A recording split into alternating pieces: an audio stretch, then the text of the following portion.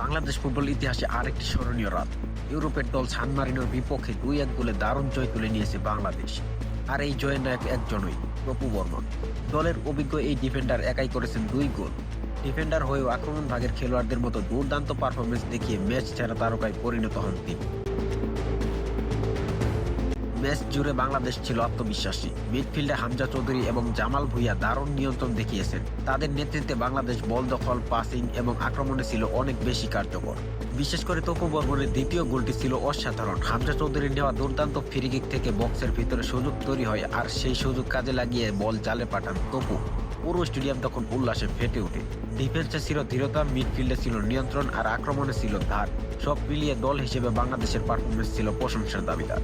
সান মারিনোর বিপক্ষে এই 2-1 গোলের জয় শুধু একটি ম্যাচ জয় নয়, বরং বাংলাদেশের ফুটবলের আত্মবিশ্বাসকে আরও শক্তিশালী করার একটি বড় ধাপ। তপু বর্মনের জোড়া গোল, হামজা চৌধুরীর দুর্দান্ত অবদান, জামালের অভিজ্ঞ নেতৃত্ব এবং পুরো দলের লড়াকু মানসিকতা সব মিলিয়ে এটি ছিল বাংলাদেশের জন্য একটি গর্বের রাত।